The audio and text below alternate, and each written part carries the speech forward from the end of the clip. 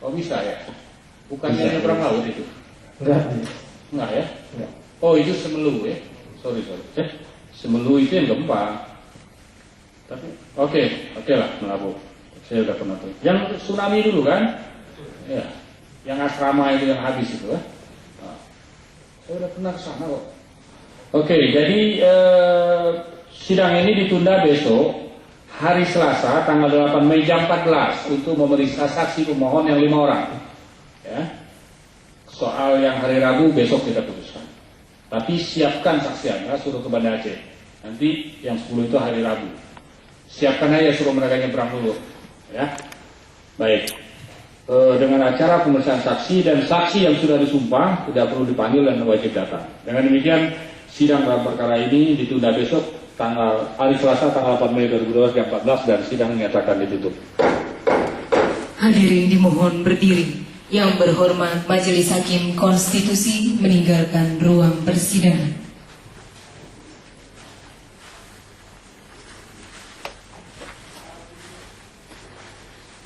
Hadirin disilakan duduk kembali.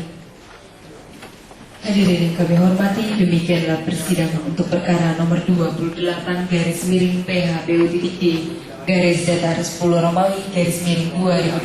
telah selesai. Sidang lanjutan akan dilaksanakan pada hari Selasa tanggal 8 Mei 2012 pukul 14.00 waktu Indonesia Barat. Sidang berikutnya akan dilaksanakan untuk perkara nomor 34-PHPU-D-10 Terima kasih, selamat sore. Saksi realitas yang ada itulah itu yang kami jadi kangen kami kawal. Jadi kami tidak berpengaruh dengan apa yang disampaikan oleh terkait bahwa tentang kabur dan sebagainya. Malah sebaliknya para saksi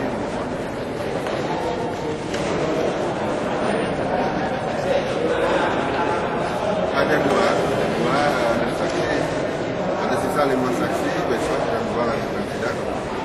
Kemudian saksi selanjutnya kita sudah lanjutkan telekonferensi.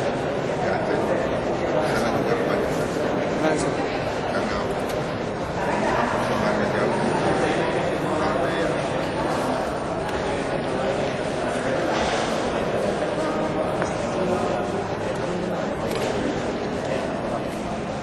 saya kira biar aja fakta hukum nanti